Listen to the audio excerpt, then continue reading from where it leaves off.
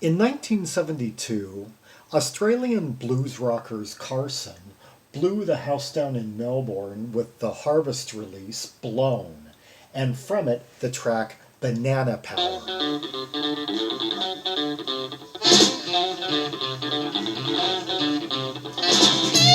Hear that two interlocking staccato lead guitars? Yeah, twin leads.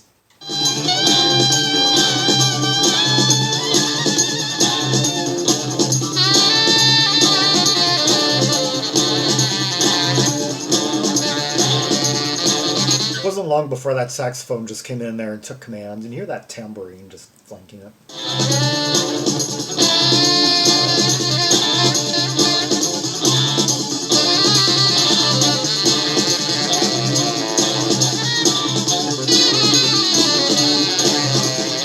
So far, this is almost functioning as kind of like a jazz rock jam, like a monochordal jazz rock jam.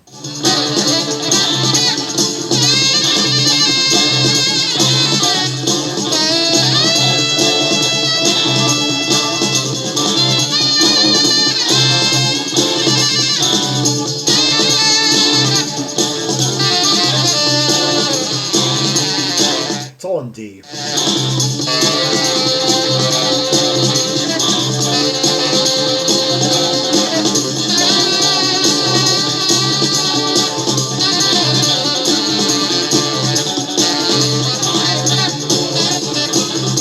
Sax work by Mal Capewell.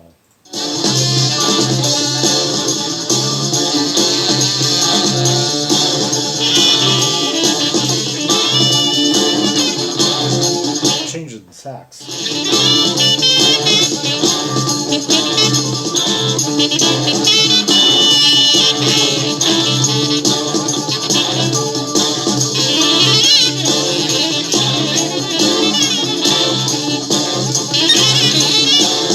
This is written by guitarist Greg Lawrie, who in the 1960s had been in the Melbourne or the Mildura and Sydney garage rock band The Creatures, not to be confused with the later Susie Sue Budgie act.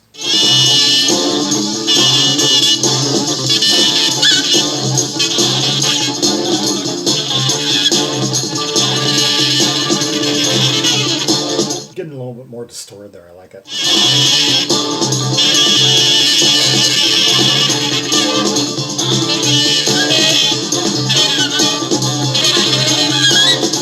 Yeah, really squonking it.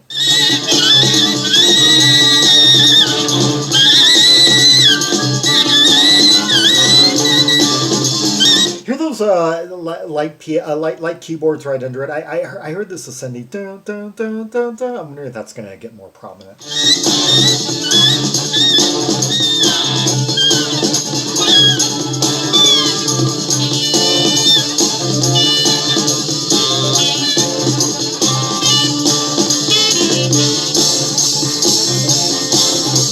What is it with C bands and blues rock in 1972? I'm thinking this is like kind of like the Australian equivalent to.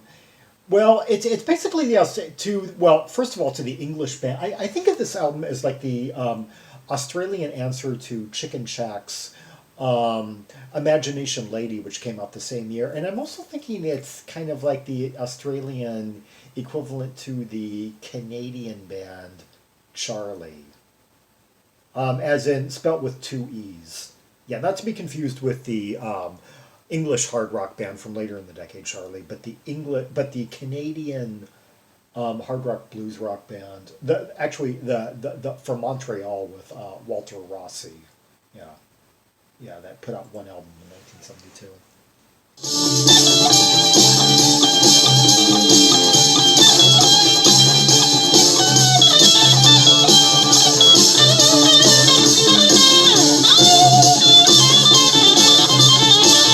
Her just cry and sing right there.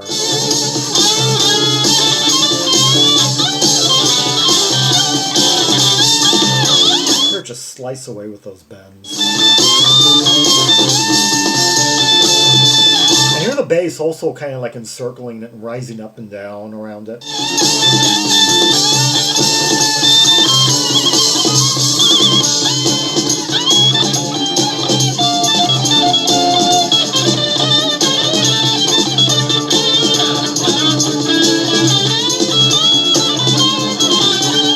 that's the guy who I introduced already. Greg, Sleepy Lawrie, yeah, who plays guitar, bottleneck guitar and dobro for the band. I guess conventional guitar is played by Ian Winter.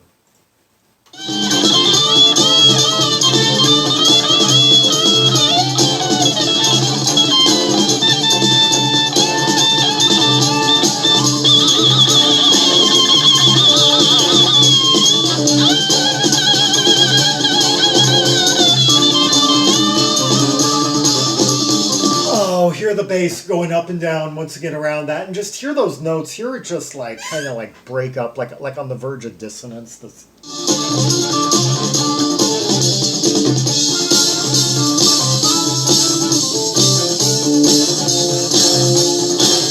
I think it's gonna happen that keyboard's coming to the fore.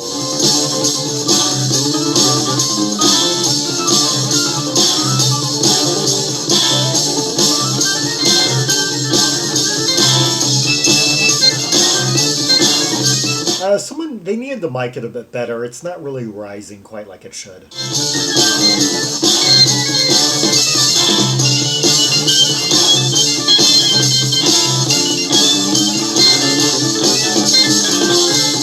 think I'm more enamored by that bass right now.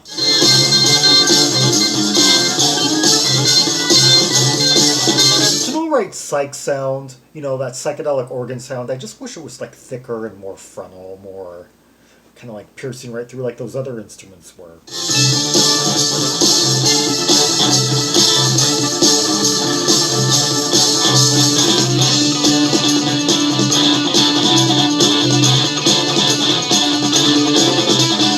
Now thicker, a different kind of guitar tone, thicker, more mid-range, yeah.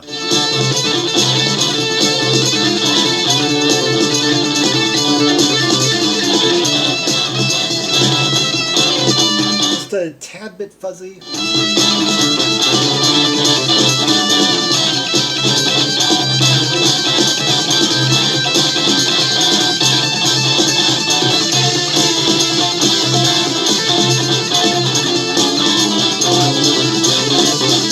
Oh, just all the scaly bits, and then the bass and just like encircling it, and the drumming just going at a really brisk pace. Let's see who else.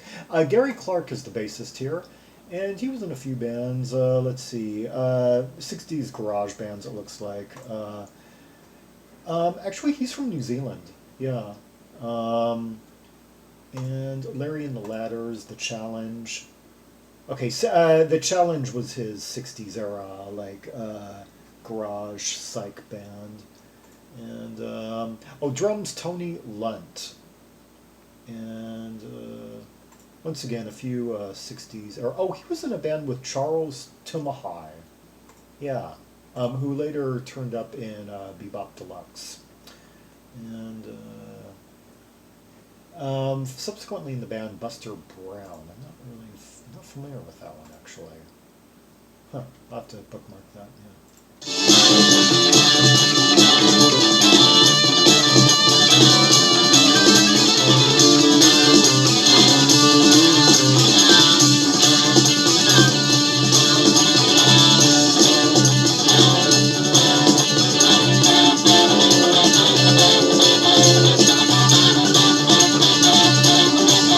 Okay, we've gone into like kind of like a one note solo right there. But notice how those guitar those chords are getting more fractious, like down down down down down, kind of like fuzzy, kind of rupturous, you know.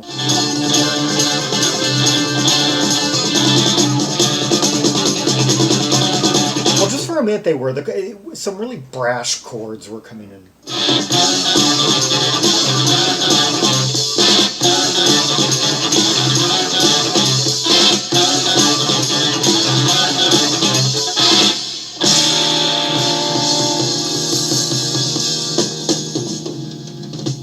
Grand finale.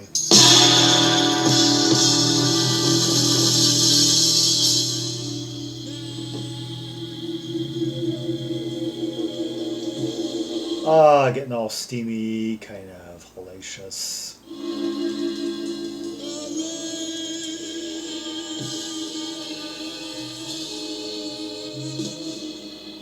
Descending the fiery pits. Maybe just kind of in a foggy haze.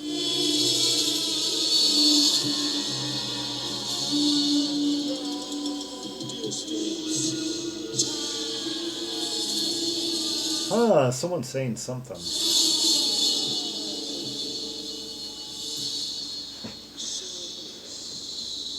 Probably just ad-libbing. Yeah, that was Carson with Banana Power from their 1972 release Blown. Yeah, one of the ultimate, like, blues rock, boogie, jam rock albums from Australia. Yeah, kind of just like channeling the power of all these different, like, blues rock bands from England into one. Let's hear one more track from the album, Rock and Roll Game.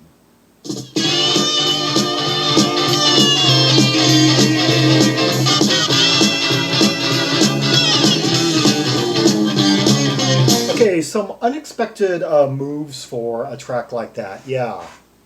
I mean, we get that dun dun dun dun like that, and that slide is kind of reminding me of Juicy Lucy.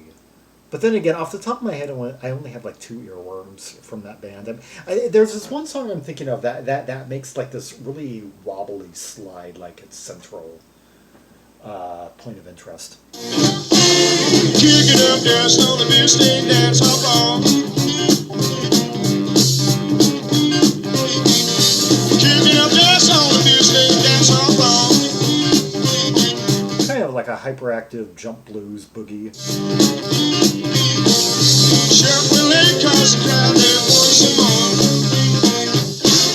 Lynyrd Skynyrd had a song very similar to this on like 5 years later on their 1977 album Street Survivors, the one that came out right before the plane crash. Out in the back room, the next man's getting mad. Yeah, a bit of that 50s feel.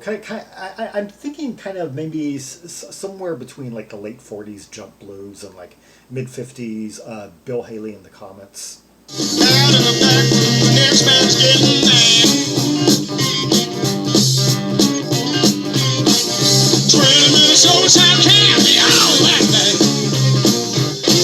Okay, and definitely some really thick, like caterwauling, like little, that you wouldn't have heard from like a white vocalist back in that earlier era. So a bit more authentic, a bit more like drawing from the Chicago blues in that department.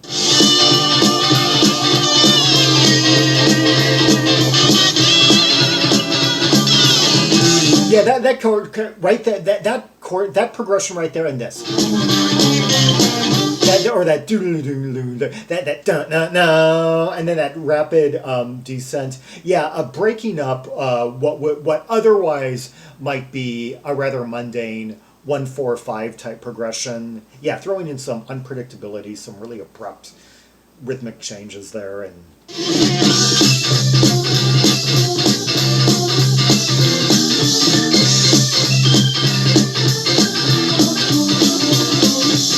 oh, that bass! I love the way that bass moves around and really takes command at times, and just and the organ is a bit more effective in this piece, actually.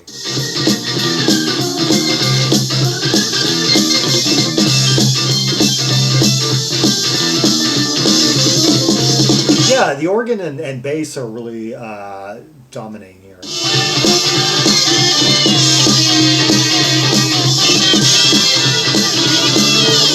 And then that slide guitar, the ultimate like earworm of the track. Back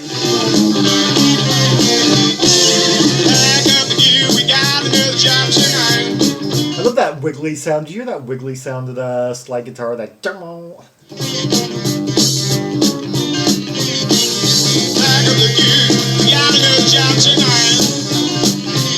I love the way the drummer is like doubling up at times and like on the vocal cadences. We're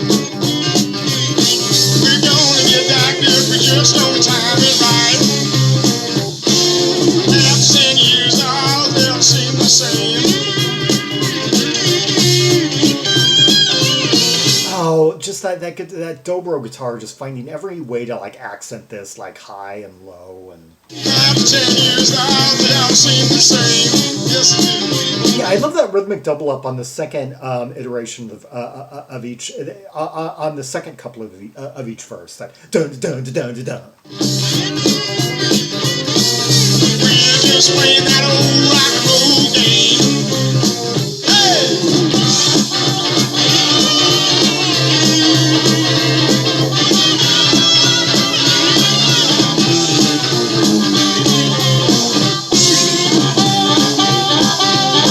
Okay, now we're getting some Harp from Broderick Smith, and the keyboardist on this release is Mal Logan, and he played in quite a few bands. He at some point played in the Little River Band, and played with Renee Geyer, and who Renee Geyer herself was in Carson. Carson actually has quite a lengthy list of people who had passed. I could be wrong about that. Actually, no, I don't think. Ray, scratch that. But a lot of people did pass through the lineup. Even that, technically, this is their only studio album. But there was a live release and the following year, and there were 2 singles before this. Actually, you know what I was actually thinking of when I said that? I was thinking of the band Chain. Yeah.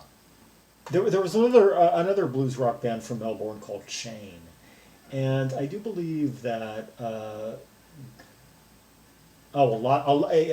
even more people passed through that lineup, including Charlie Tumahai. Yeah, Chain didn't have a 1972 release. They had a 1971 and 1973 release, though. Yeah.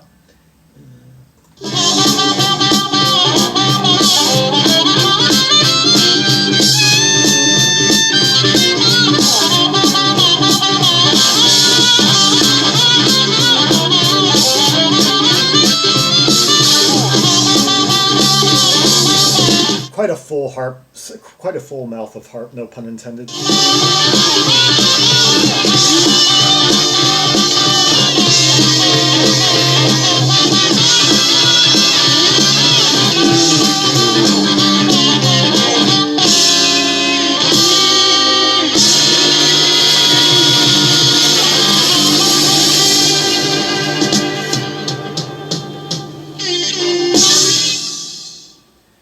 That was Carson with Rock and Roll Game. You know, I don't often like songs with rock and roll in the title.